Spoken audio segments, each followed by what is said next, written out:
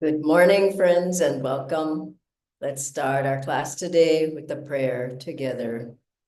Heavenly Father, Divine Mother, friend, beloved God, great masters, Jesus Christ, Babaji Krishna, Lady Mahashaya, Swami Sri Yukteswarji, beloved Master, Paramahansa Yoganandaji, saints of all religions, we bow at thy feet.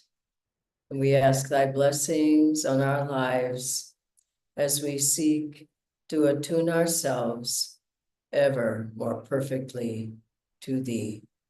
Om Shanti, Shanti. We'll have a song sung by Swami Kriyanandaji and then an excerpt from a talk by Swamiji on this topic of why devotees fall. Welcome again, friends.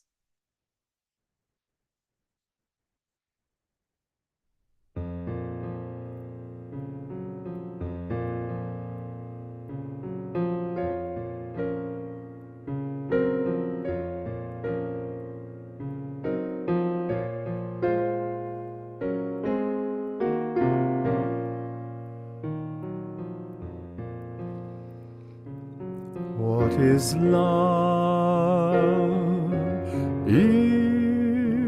Is it only ours? Or does love, what is love, whisper in the flowers?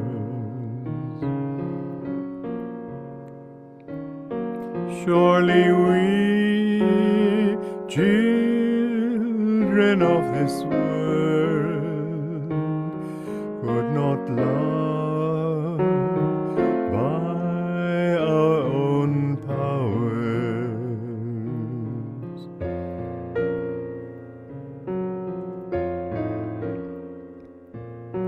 What is joy? Is it just a dream? Or does joy laugh in every stream? Are the clouds mindless after all?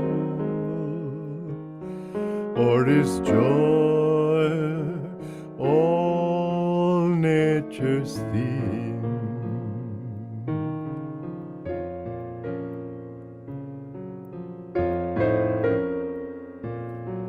God is dead, so men say. Can't they see all life's his play? Not a church binds him as its own, not a creed makes him fully known.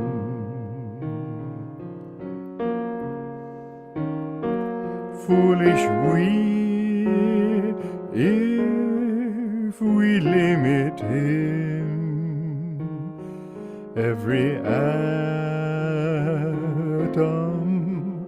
is his throne.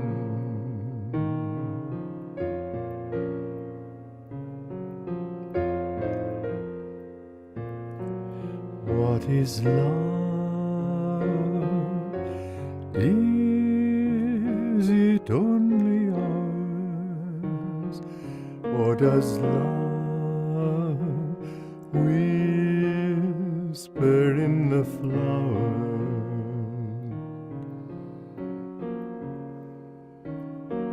Surely we, children of this world, could not love by our own powers.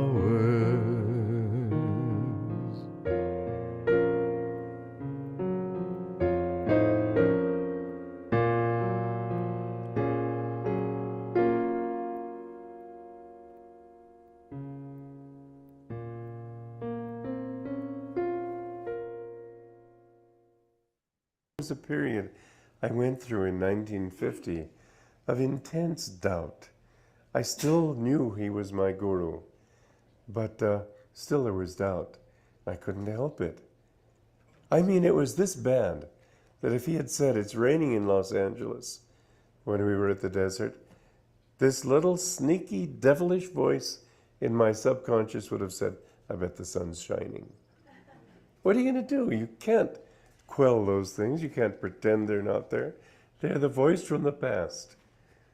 Master said that in the past you were filled with doubts. But I came to find that the answer to those doubts was not to get on the phone and say, what's the weather like there? Well, he never said that anyway. But that was the level of my own confusion. I found that when I could love, when I could feel his love, everything resolved itself. Love is the answer to doubt, not all this thinking. You'll never get it together. Listen, any doubt that I've ever had addressed to me, I'm way ahead of you. But I also know, I know the answers to most of the questions, and I know that the main answer is the one Master gave when it was that other Kriyananda in Chicago, in fact, who came to Master, and I've told the story in the path, haven't given his name there. Shelley. Huh? Shelley. Yeah. No, not Shelley. Disciple of Shelley, Kriyananda. And he had this long list of intellectual questions that he wanted to ask Master. Master said, love God. I thought, Circus said, read the next question. Master said, love God. This guy shook his head and said, well, asked his next question. Master said, love God. Got up and walked out. And so this man has ever since then quoted this story as proof that even masters have their problems. Well, it was his problem. Master could have answered those questions. They weren't the right questions. If people come to us and ask the wrong questions, you know, they're just spinning their wheels. It's not worth it. But if they want to know how to grow, how to purify their hearts, how to become more spiritualized, that's what it's all about. This other stuff is just a waste of time. You can answer 1,000 such questions, you'll still come up with another 1,000.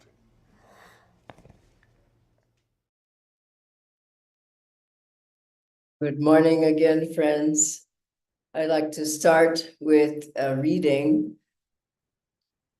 on the obstacles toward spiritual evolution, finding God, from Swami Sri Yukteswarji. Swami Sri Yukteswar described, these are Swamiji's words, the obstacles that prevent us from uncovering the heart's natural love as the meannesses of the heart. There are 8 such obstacles: hatred, shame, fear, grief, condemnation, race prejudice, pride of pedigree, and a narrow sense of respectability. The meannesses all relate to those things which emphasize and affirm the ego. Once those obstacles are removed, we experience what Sri Yukteswar describes as the magnanimity of the heart, great love for people, for life, and for God. This is an important topic today. How devotees fall. What are the things that draw people away from the path? You see so much enthusiasm, so much happiness, so much desire, longing for God at the beginning of the path, people. But how do you stay on the path? How do you stay a disciple, keep in your discipleship? How do you keep doing Kriya? How do you keep interested? How do you keep the heart's love flowing for God? Swamiji asked Master, have I been your disciple for thousands of years? And Master said, it's been a long time. That's all I'll say. And for all of us, it's been a long time, surely. Coming, going, coming onto the path, leaving the guru, leaving the teachings, coming back again. There are many pitfalls, there are many detours that one could take, such as lack of focus, lack of energy, lack of loyalty, laziness, superiority complex against others.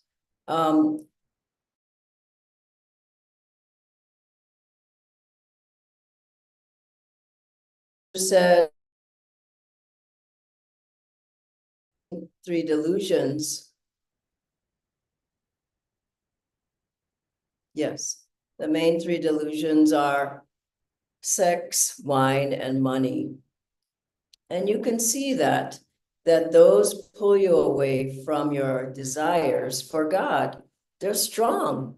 And I was remembering when I was living at the meditation retreat, and I was living in a cabin. I'd come from a good life, a good job. I was coming out of Los Angeles. I had, everything I wanted. And I was living as an apprentice at Ananda Village in the meditation retreat. And I was going along just fine for a while. And I remember I was living with another girl in a cabin, and every morning we'd get up, there was a gong at like 5 o'clock in the morning, and I never had gotten up that early. I didn't really want to get up that early, but I didn't rebel outwardly, but she would say every day, I just hate it. Don't you hate it? I hate getting up. Well, she didn't last very long at all. In fact, I didn't last very long either, because I started rebelling inside myself that I don't want to get up. I don't want to energize. I don't want to meditate. I don't want to serve. I don't want to wash dishes in the retreat kitchen. I just don't want to do it anymore. And I'm sure all of you have had those times when you just were, the past is holding you back. The old habits, the old attitudes, your old karma, mountains of karma are holding you back from going forward on the path and what you really want to do. And so then I left for some time. It was 3 years. But what brought me back, as Swamiji was saying there, was love. Swamiji's love, Master through Swamiji, Master in my meditations, that I tried to keep going, that love, the love of Divine Mother. Even if I couldn't answer all the questions, as Swamiji was saying, I didn't understand everything. I didn't really want to do it. There was a rebellion going on inside of me. Still, that love brought me back. And tests do come. Swamiji said Mount Washington was like a hotel where they lived. People were checking in, people were checking out, people left, people came back. Master told one man, if you leave now, it'll take you 200 lifetimes to come back to this point in your spiritual development. That man left after Master told him not to leave. He said another person, if that person had stayed 24 more hours, they would have been rid of that karma forever. There was a time when Swamiji said that many people left, and it pained him to see his brother disciples leaving. And he asked Master about it. And Master said, Satan is testing the work. Many heads will roll.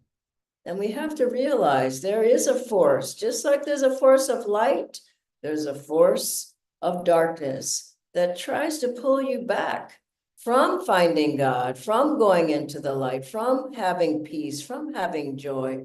Swamiji said, as he said in that talk just now, he was riddled with doubts. Every doubt that could come just kept coming. Some people are riddled with fear. They're afraid of this, they're afraid of that. Some people are riddled with anger. Some people with just not wanting to cooperate, or unwillingness, or laziness, or lack of focus. So there's so many things. And it draws people away. Some of the main ones are, one is disloyalty, that I think it's so beautiful. Swamiji said when he went to Master and he bowed in front of him, he said, I want to be your disciple. Master said to him, I give you my, they talked some first, and then he said, I give you my unconditional love. Will you give me yours? And your obedience. And Swamiji said that the love he would give immediately, but the obedience, he said, he asked Master. Master said, he said, what if you ask me something that's not right? And Master said, I'll never ask you anything that God doesn't tell me. And Swamiji said, yes, I give you that. Obedience, unconditional love and obedience. I think we have to give that over and over and keep giving that no matter what happens. And I know that there was a disciple, these are very interesting stories that I found. There was a disciple a disciple who had been a disciple of Swami Sri Yukteswarji. And he came to Master, it had to have been here in India. And he said, oh, I want to come, I want to be your disciple. Master said, never. And the man said, no, please let me come. He said, no, never. Get out. And wow, and everyone was wondering, why was he so strong with him? And later he said that that man was a disciple of, had been a disciple of Swami Sri Yukteswarji, and he betrayed him. So Master did not accept him. And also another man who came, who, and I've told this story before, but this is an amazing one as well, that this man spoke out against Lahiri Mahashayaji before Master went to America and at a satsang, and Master said, you take those words back. And the man said, no, this is what I feel. And Master said, if you don't take those words back, the mouth by which you speak will be twisted or something like that, he said to him, disfigured.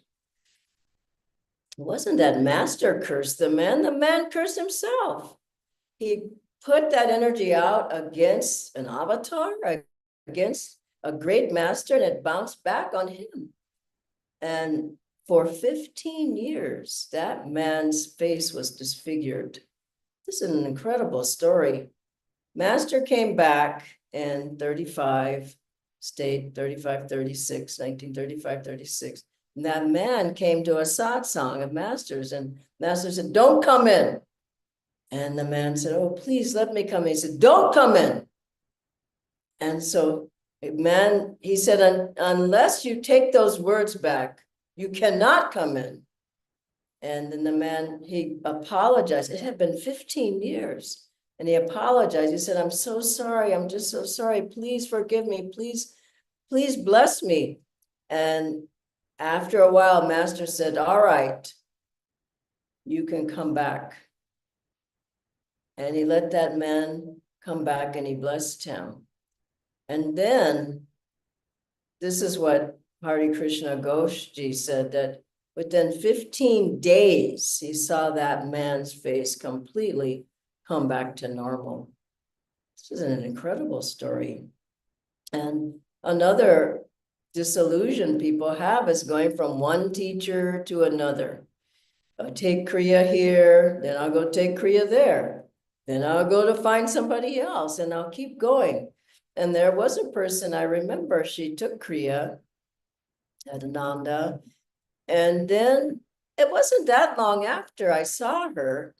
And she wanted to take a walk. And I said, oh, how's your Kriya going? She says, oh, it's fine. And there was another teacher in town, and I went to hear him speak. I thought, that's okay, you know, that's just getting inspiration. But instruction is quite different. And she said, and at the end, he gave Kriya. And I just knew she was going to say that she left and pronounced and left. And I said, and then what happened? She said, oh, I went up there and I took it. And I said, really? You just took it here through Ananda, through Swamiji, through Master, through Swamiji. And she said, well, I didn't think about it. I just went up there. And you know the story of Nayaswami Devi, when she said this, that she took a mantra from somebody, same kind of situation. The person was giving a talk. The end, they said, now I'll give a mantra. And she said, oh, you have a mantra, but if he's giving a mantra, I don't know quite what to do. I don't want to be ungrateful or not gracious. So she went up and she got it, and she told Swamiji just to kind of say, you know, this man guy got a mantra. And Swamiji said, find time to tell me now. And it's not something you can just play with. You go here, you go there. And I remember a story of a woman. She told Master, one of the disciples, she said, oh, I've found another guru. He has powers. He can dematerialize on one hillside and materialize himself on the other. And I love when Swamiji told us that story. He said, not that anybody ever saw him do it, but she believed it. So Master said, well, all right, I'll withdraw my ray. And she went on. And Swamiji said, when she came back a year or so later, that ray, we don't realize there's a ray of light that we receive from the gurus. They're protecting us. And she didn't have that anymore. Swamiji also told this story about himself, how he had been, he had Kriya from Master, and then another disciple of a disciple of Lahiri Mahashaya said, oh, there's many more levels of Kriya. I can teach them, but you have to take Diksha from me. And Swamiji thought about it. He says, well, it seems okay. And he took it and he received a blessing from him. And he said it was as if a wall came down between him and Master. I think he said it was 6 months until he stopped practicing those techniques. And he said it was as if Master was saying, haven't I given you enough? And this is the thing we have to remember, loyalty to the guru. We take discipleship. As soon as you start veering off, well, I can get more teachings here. This guy has powers, or this one's in the body, or whatever. You start losing your attunement, and then you can slip off. So, and when people leave, I know when I left, it was horrible. First of all, it's an empty life. You don't have the guru's joy or love, or I hung on by a thread, but I was lacking so much. And then people think, well, since I left there, I have more money. And since I left there, I have a better car. Since I left there, I have a better house, but then things get worse and worse. And it's as if, it's not as if, it is. The Master shields us, the Guru shields us, and take away the karma that they help us deal with our karma. So we can't think that we can do it on our own. So how do we stay on the path? Keep attuned to the gurus. Keep attuned through coming to things, for one. Some people never come. Come to Kriya, come to the meditations, come to the Kriya Bond retreats, come to Spiritual Renewal Week, come to the online programs. Why not go to the center that's near you, or the meditation group? You can't make it alone unless you're a very, very high soul. And this is why Master's provided so much. He said, if you did 1/100th of what I've given you, you can get there. But you have to put out the energy. There was that one man who never came. One Master told 2 of them, very busy people. Come all the time. Come as much as you can. One came, one never came. Master said he's bogging down because he never comes. That's important to be in satsang. Secondly, keep your sadhana strong. Do the practices, practice with others. Come to the reviews, come to Experience of God programs and meditations that we have, the various programs and meditations. The next is be with strong devotees, watch your company. I remember I was with one friend from college once, and we were having dinner. I was just seeing her after a long time, and then the conversation started straying in areas I just didn't feel good about, and I just knew I shouldn't see her again, and I didn't. And some old relationships, old friends, so-called friends, you just can't be with them. The talk that they have, the vibrations, the energy, they bring up old desires and attachments and memories, emotions. And this sort of just draws you away. Yeah, that was nice when we used to do that. Oh, I remember when we used to go out drinking or whatever it was. And it's not healthy for your spiritual life. Don't go back into those old memories with those people, old friends. And I remember I asked Swamiji once about somebody who had, I was very close to that person. She was my best friend. And she left to go to another guru who was in the body, in the Himalayas. He had phenomena, powers, and she was trying to convince Swamiji to follow him. And then she was trying to convince me. And I said to Swamiji, I said, well, should I try to help her? Or, I mean, it broke my heart. And he said, no, never. Now, why did he say that? I wasn't strong enough myself. That was a big delusion that she had, and she was pulling me into that delusion. You think you're strong enough. You can't swim. Don't jump in the deep end of the water. So be careful who you're with. And finally, get a good advisor and listen to them. You know, don't just say, oh yeah, well, it sounds good. And then you keep doing what you want to do.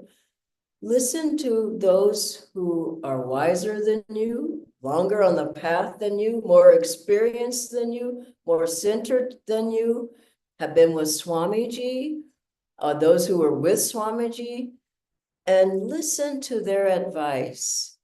And don't act like they didn't say it. I hear people, oh yeah, Swamiji said this, but he was really saying this. Oh, Jyotishan Devi, but they were really saying this, and I can't tell you how many things people said, Dhyana said. So finally, if you do leave, which I did myself, I can't not say it, then why not try coming back? You know, when I came back, I was just welcome. I was still doing Kriya while I was away. I was still studying, and as best as I could, it was low energy, but at least I did something. And I loved Master. I didn't care how bad a delusion I was in. I loved my guru. And at a certain point, I could hear him, not his voice audibly, but I knew he was saying, just go back, just visit. You don't have to live there, just visit. And I went, and everyone opened their arms to receive me. So you don't want to worship your mistakes. Come back to Master, come back to Swamiji, come back to Ananda, come back to the teachings, come back to the path. And you'll find that Master's there again. He's probably saying to us too, like he said to Swamiji, when he asked him, have I been with you thousands of years? The guru never lets the disciple, true disciple, go. I'm sure he's saying, it's been a long time. That's all I'll say. God bless you. And I'll ask Natendra to join me on the screen now. Thank you so much, Dhyanaji. We have a few questions. The first one, Dhyanaji, is a lot of times I get clouded by doubt, and the faith also shakes, especially when I face a difficult situation in my life. So, how can I remain devoted, especially in those situations? I would say satsang. If you don't have satsang, you've got a long, dry path. Devotion as well, chanting, get a harmonium, start chanting, chant with the recordings, be with strong people. If you're not with strong people, you don't have the power yourself. I'm with strong people all the time. Choose your friends wisely. Choose who you're around. If somebody's always complaining and griping and negative and talking badly against your teacher, your teachings, Ananda, Swamiji, Master, why would you be with them? It's not all right. Don't be passive and say, oh, it's okay. I act like they didn't say it. They did say it. Be strong in yourself and cut away from people who are like that. And don't let people talk against what you're doing and your teacher and your guru and Ananda.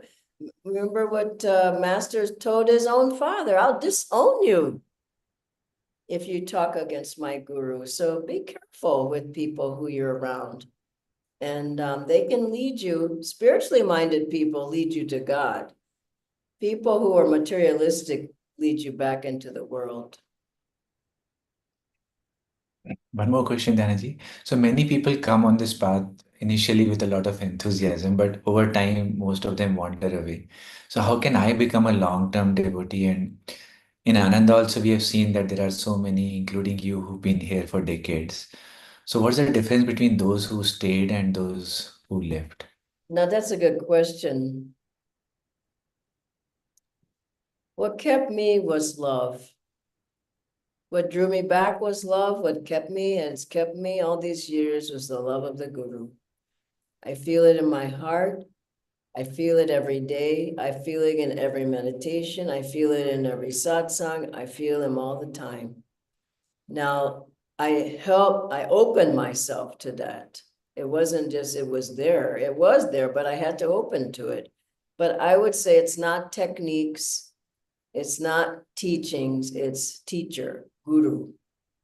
And if you open yourself deeply, how can you go anywhere else? Like when Jesus asked his disciples he gave them a hard teaching. And he said, will you leave me also?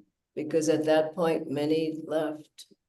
They followed him no more, walked with him no more. And he turned to his close disciples. He says, will you also leave me? And they said, to whom shall we go? And that's the true disciple. Where are you going to go? God has come to you through the Guru. If you turn away, you only have to come back another lifetime, and through that channel only will you be able to find God. Swamiji said that to someone who left. They'll never be able to find God except through this channel. Thank you. God bless you.